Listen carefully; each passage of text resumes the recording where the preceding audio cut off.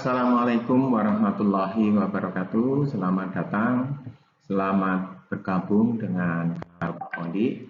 Mari kita belajar bersama Pak Pondi untuk mempelajari matematika dasar.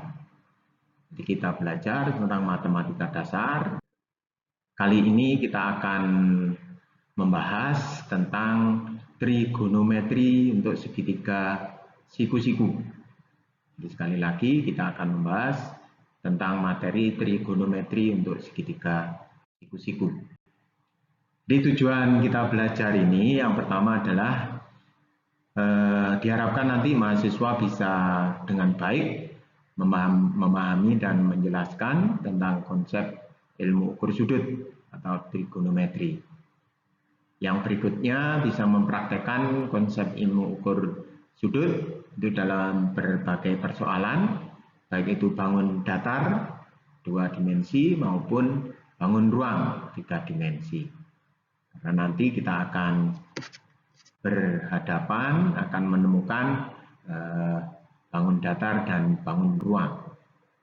Kemudian yang berikutnya bisa menggunakan rumus trigonometri dengan kejadian sehari-hari, apakah itu untuk mengukur tinggi, memprediksi tinggi gedung, jarak posisi ke gedung, dan sebagainya. Kemudian bisa menguraikan persoalan teknik dengan bantuan trigonometri untuk dicari penyelesaiannya. Itu tadi adalah tujuan dari pembelajaran kita tentang materi ini. Yang pertama, pengukuran sudut itu pada prakteknya.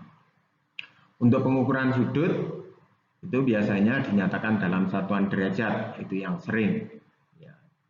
30 derajat, 60 derajat, 45 derajat, 40 derajat, dan seterusnya. Ada juga yang menggunakan satuan radian atau rad. Radian atau rad. Jadi ada dua alat ukur satuan pengukuran sudut. Di mana 360 derajat itu ekivalen atau sama dengan 1 putaran penuh. Ini setara dengan 2pi radian. Atau 360 derajat itu sama dengan 2pi radian. Sekarang kalau 180 derajat itu sama dengan pi radian. Sama dengan pi radian.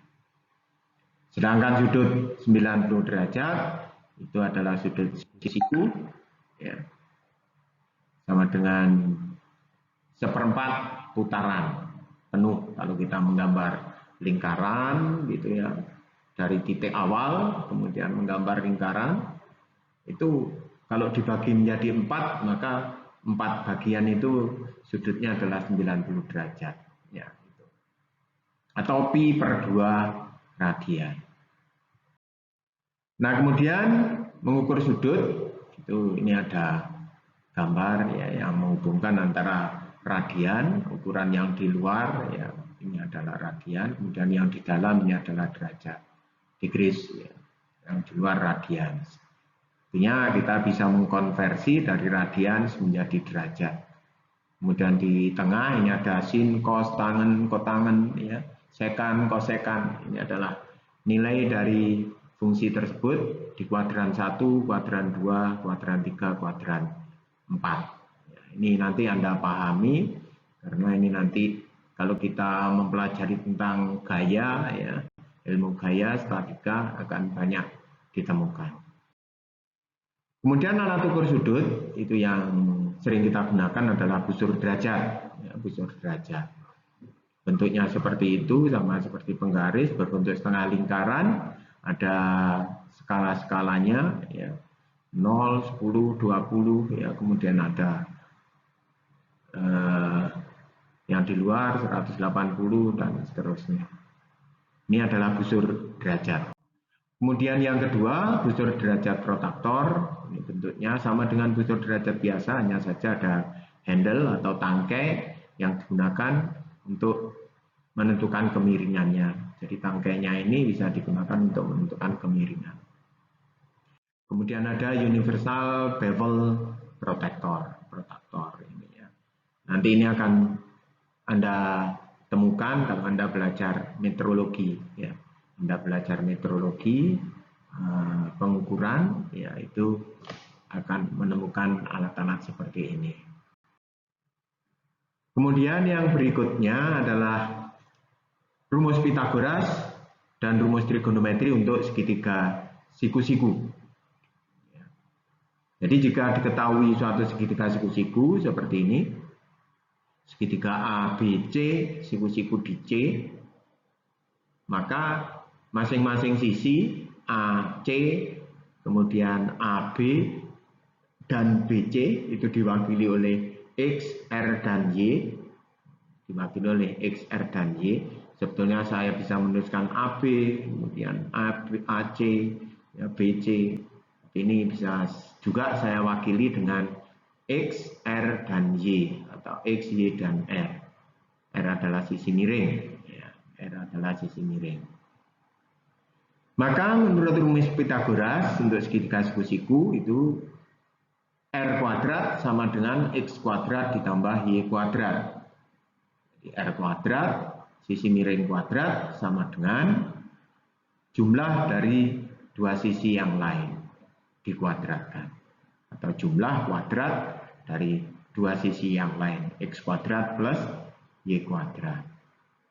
Sehingga kalau kita ingin menghitung R berapa, ya R sama dengan akar X kuadrat ditambah Y kuadrat. Kalau kita ingin menghitung Y, ya dipindah ruas X-nya, Y kuadrat sama dengan R kuadrat dikurangi X kuadrat. Sehingga Y sama dengan akar R kuadrat dikurangi X kuadrat dan seterusnya. Itu sudah dipelajari di penyelesaian persamaan. Ya. Kemudian untuk rumus trigonometri, ini ada 3 fungsi, ya, sinus, kosinus, tangen. Ya. Sinus, kosinus, tangen.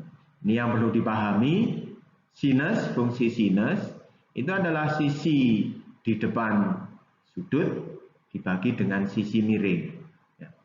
Sinus itu sisi di depan sudut dibagi sisi miring. Jadi kalau yang ditanyakan adalah sin A, maka sisi di depan sudut adalah Y, sisi miringnya R.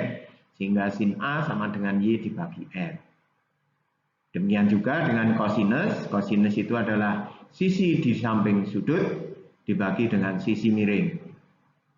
Sehingga cos A sama dengan X dibagi R. Tangen A adalah sisi di depan sudut dibagi sisi di samping. Sehingga tangen A sama dengan Y dibagi X. Itu terkait dengan sudut A. Sedangkan untuk sudut B, ini akan berbeda lagi, karena yang di depan, yang di samping akan berubah. Ya, sehingga sin untuk sudut B, itu sisi di depannya adalah X, sisi di sampingnya adalah Y. Sisi miringnya tetap. Ya, sehingga sin B sama dengan X dibagi R. Cos B sama dengan Y dibagi R. Tangen B sama dengan X dibagi Y. Nah, ini yang perlu dipahami, bukan sin itu sama dengan Y per R, tapi adalah posisi dari sisinya itu di sebelah mana dari sudutnya. Ya, itu yang perlu dipahami. Kemudian bagaimana menghitung besar sudut A? Berapa derajat misalkan. Ya. Maka kita bisa menggunakan rumus yang sudah ada, bahwa besar sudut A itu sama dengan sin pangkat min 1 atau arcus sinus, ya. Y dibagi R. Jadi rumusnya tetap sama, Y per R untuk sinus, tapi untuk menghitung besar sudut, ya sin pangkat min 1. Kita hitung dulu Y per R berapa, nanti dimasukkan pakai kalkulator ini, pakai kalkulator. Bisa juga dihitung dengan menggunakan cosinus pangkat min 1, X per R. Atau tangen pangkat min 1 Y per X. Sedangkan sudut B, kalau sudut A sudah diketahui, ya B sama dengan 90 dikurangi besar sudut A. Ya, 90 derajat dikurangi besar sudut A yang diperoleh dari perhitungan ini awal tadi, ya. Atau bisa juga digunakan sudut B sama dengan sin pangkat min 1 X per R, cos pangkat min 1 Y per R, atau tangen pangkat min 1 X per Y. Itu. Jadi bisa dihitung dengan menggunakan itu. Jangan dihafalkan, tapi dipahami. Posisi sisinya itu di depan, samping, ya, dari sudut yang diketahui. Itu tadi rumus Pythagoras dan trigonometri untuk segitiga siku-siku. Yang berikutnya sebagai contoh, ini ada segitiga siku-siku ABC, ya, siku-sikunya di C dengan panjang AC 12 cm, panjang BC 5 cm. Hitung panjang sisi AB, kemudian besar sudut A dan besar sudut B. Jadi yang pertama, kalau ada soal seperti ini, kita harus bisa menggambarkan segitiga itu seperti apa. Ya. Kalau saya gambarkan, segitiganya adalah begitu. Ya. Ada segitiga ABC, siku-siku di C, berarti yang sudutnya 90 derajat itu adalah C. Panjang AC 12 cm, panjang BC 5 cm. Yang pertama, kalau kita ingin menghitung panjang sisi AB, sisi miring, ya kita gunakan rumus Pythagoras. Ya. Bahwa AB kuadrat itu sama dengan AC kuadrat plus BC kuadrat. 12 kuadrat ditambah 5 kuadrat sama dengan 144 ditambah 25 sama dengan 169.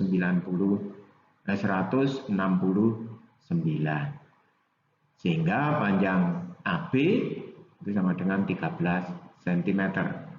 Dari mana 13 cm? Ya, akar dari 169. Itu panjang AB. Nah, kemudian menghitung besar sudut A. Menghitung besar sudut A. Nah, kita sudah mengetahui panjang sisi di samping sudut A, panjang sisi di depan sudut A, dan panjang sisi miring. Kita bisa menggunakan yang mana saja, ya, kalau kita sudah mengetahui tiga sisinya.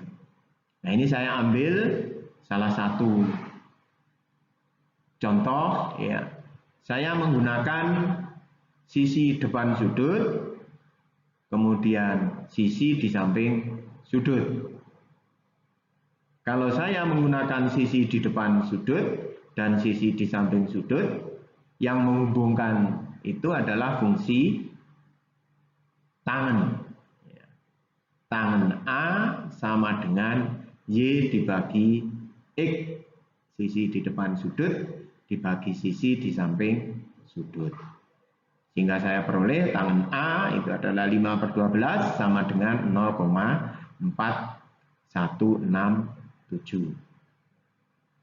Sehingga besar sudut A itu sama dengan tangen pangkat min 1 dari 0,4167. Gunakan kalkulator diperoleh hasil 22,621. Ya. Nah, kita sudah memperoleh besar sudut A, maka untuk menghitung besar sudut B, ya tinggal B sama dengan 90 dikurangi A. Jadi untuk segitiga siku-siku, jika sudah diketahui satu sudut yang lain, maka sudut satunya bisa dihitung dengan menggunakan rumus 90 dikurangi sudut yang sudah diketahui. Ya, sehingga hasilnya adalah 90 dikurangi 22,621. Gitu ya. Hasilnya itu. Itu contoh yang pertama. Kemudian contoh yang kedua, diketahui segitiga ABC dengan panjang AB 3 cm, panjang AC 4 cm, dan sudut CAB 60 derajat. Jadi segitiga ABC ini belum diketahui segitiganya seperti apa. Tapi yang jelas panjang AB 3 cm, panjang AC 4 cm. Jadi kalau Anda menggambarkan, ya Anda gambarkan AB dulu 3 cm, kemudian pakai busur, ditentukan 60 derajat, baru ditarik garis. Baru ditarik garis, panjang 4 cm, sudutnya 60 derajat. Baru akan terbentuk segitiga. Kemudian garis CD tegak lurus terhadap AB, seperti gambar di bawah. Ya, kalau digambarkan, gambarnya seperti itu. Ya. Ada AB 3 cm, kemudian sudut 60 derajat, ada AC 4 cm. Kemudian ditarik B ke C. Ada CD yang memotong tegak lurus sisi AB. Yang ditanyakan adalah hitung panjang CD, kemudian sudut ACB dan sudut ABC. Nah, kalau kita melihat gambar seperti ini, panjang CD itu dihubungkan oleh apa? Rumus trigonometrinya dari segitiga yang sebelah kiri. Kemudian sudut ACB adalah penjumlahan dari dua sudut, dari segitiga siku-siku ACD dan BCD. Sehingga kalau kita sudah mengetahui besar sudut ACB, sudut ABC bisa dihitung. Ya. Ya. Jadi yang penting kita memahami urutan penyelesaian yang harus kita lakukan. Jadi penyelesaiannya untuk menghitung panjang CD, ini saya gambarkan, ada segitiga ADC, siku-siku di D tadi ya, panjang sisi miringnya 4 dan sudutnya A 60 derajat. Nah, seperti ini.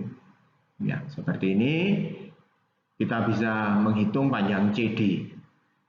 CD adalah sisi di depan sudut 60 derajat. Kalau yang diketahui depan dan miring, maka yang menghubungkan depan dan miring itu adalah sinus. Ya, yang menghubungkan depan dan miring adalah sinus. Sinus A sama dengan CD dibagi AC. Sinus 60 derajat sama dengan CD dibagi 4. Ya. Sinus 60 derajat itu 0,866 sama dengan CD dibagi 4.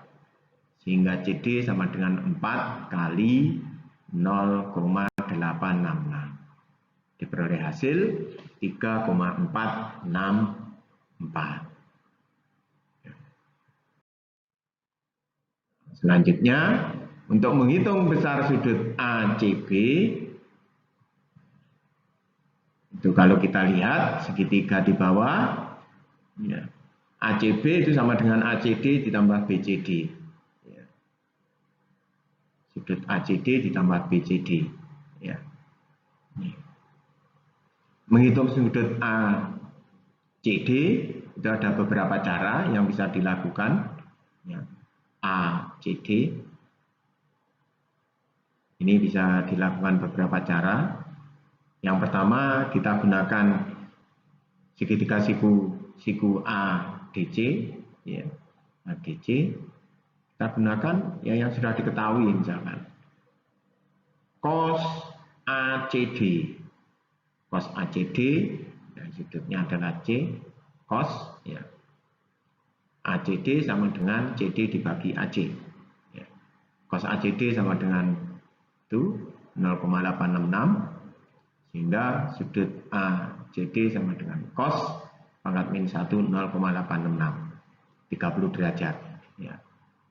Atau cara yang kedua lebih mudah, kalau sudah ada satu sudut yang diketahui, maka sudut yang lain di dalam segitiga siku-siku adalah 90 dikurangi sudut yang sudah diketahui, hasilnya sama.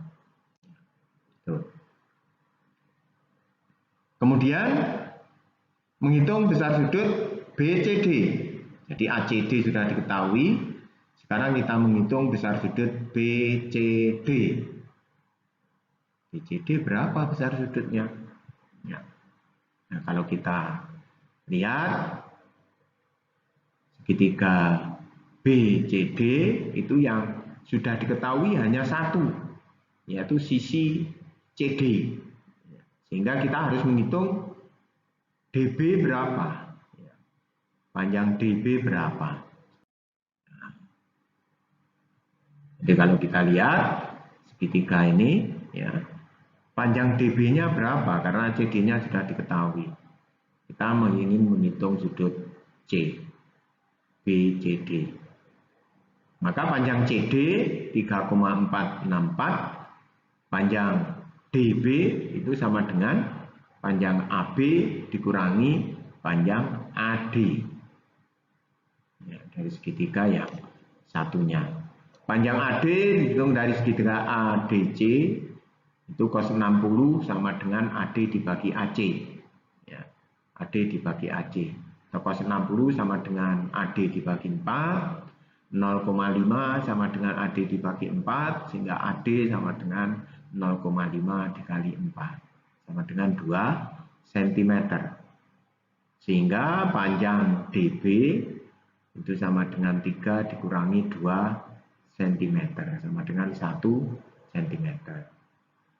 Jadi diketahui panjang DB 1 cm. Nah, kalau kita sudah mendapatkan panjang DB, kita mempunyai dua sisi yang diketahui dari segitiga BCD, yaitu sisi CD dan sisi DB. Yang menghubungkan sisi DB dan CD adalah tangen C. Kalau sudutnya C, BCD, maka tangen BCD sama dengan DB dibagi CD. Tangen BCD sama dengan 1 dibagi 3,464. Tangen BCD sama dengan 0,2887, sehingga sudut BCD sama dengan tangen pangkat min 1 dari 0,2887. Gunakan kalkulator, diperoleh hasil 16,103 derajat. Jadi Anda harus bisa mengoperasikan kalkulatornya. Kalau nggak bisa, ya nanti tidak akan ditemukan sudutnya. Ya. Kemudian sudut ACB tadi adalah sudut ACD ditambah BCD sama dengan 30 ditambah 16,103. Sehingga sudut ABC, ya, itu sama dengan 180 dikurangi CAB dikurangi ACB. Ya.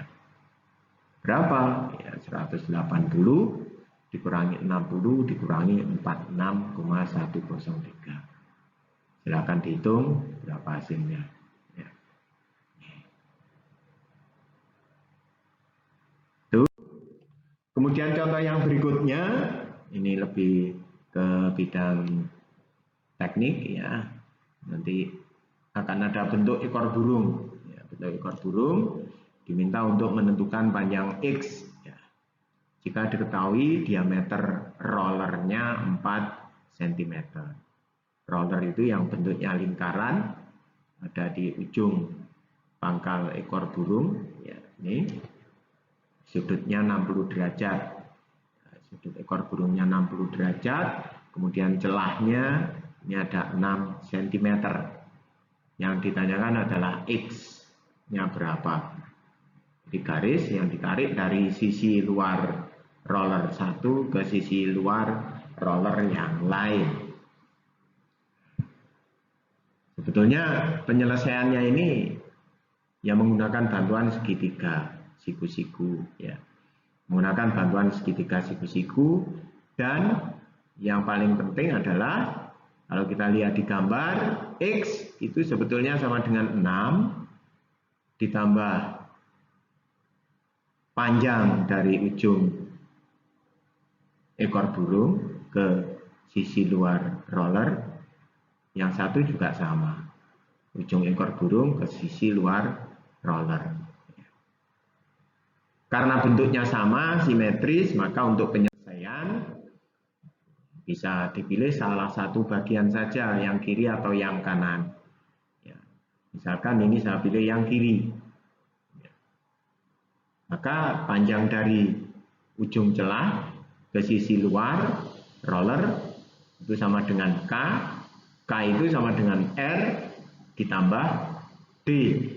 Ya, K sama dengan R ditambah D. Nah, dari sudut 60 derajat, kalau ada bentuk lingkaran, ditarik garis dari titik pusat lingkaran ke ujung sudut ini 60 derajat, maka itu akan membagi dua sama panjang, sama besar. Kalau 60 derajat dibagi dua ya jadi 30 derajat. Untuk segitiga siku-siku yang terbentuk, segitiga siku-siku bentuk garis putus-putus ya. Nih. Jadi dari diameter roller 4 cm diperoleh jari-jari 2 cm. Sudut segitiga putus-putus, garis putus di dalam ekor burung, di ujung ekor burung itu sudutnya 30 derajat. Sehingga tangan 30 derajat itu sama dengan R dibagi D. Ya. Tangan 30 derajat sama dengan R dibagi D. Tangan 30 derajat, gunakan kalkulator, hasilnya adalah 0,57735. Sama dengan 2 per D.